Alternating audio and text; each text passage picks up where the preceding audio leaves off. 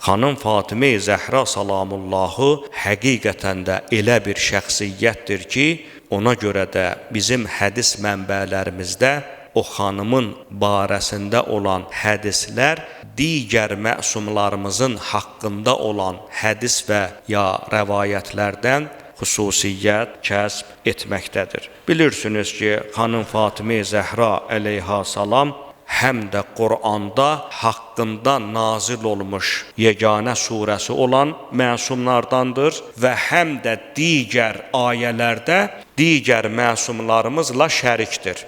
Məsələn, xüsusi bir surə yoxdur deyə İmam Hüseyn əleyhissalamın şəninə nazil olub və ya hansısa bir imamın şəninə nazil olub. Yeganə məsum xanım Zəhradır, Kövsər surəsi onun şəninədir. Əllamə Təbətəbai Əl-Mizanda həmən surəni təfsir edərkən deyir, əgər Kövsər sözü burada Fatimə-i Zəhra mənasında olmasaydı, yəni ayə onunla əlaqəli olmasaydı, üçüncü ayənin bir mənası olmazdı. Deməli, xanım Zəhra əleyhissalam yeganə şəxsiyyətdir ki, digər məsumlardan fərqli xüsusiyyəti ondadır ki, şəninə xüsusi bir surə gəlir.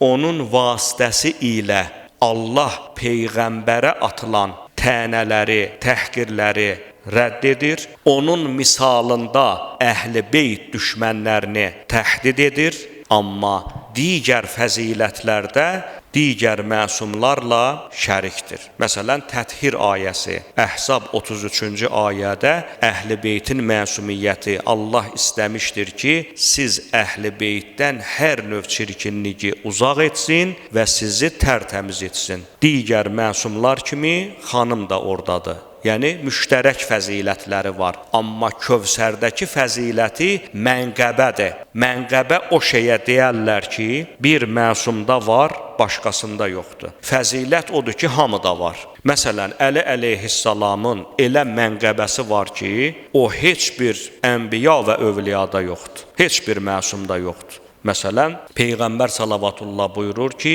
Əlinin Xəndək günü Əmr ibn Əbd Vüddəyə vurduğu zərbənin ağırlığı qiyamətə qədər ins və cinnin etdiyi əməllərdən daha üstündür. O, Əli əleyhissalamdan başqa heç bir məsuma qismət olmayan mənqəbədir. Buna deyərlər mənqəbə. Çünki nə heç vaxtı Xəndək döyüşü olmayıb, nə də heç vaxtı Əmr ibn Əbd Vüddə kimi bir şəxs. O, qismət oldu Əli əleyhissalamın mənqəbəsinə.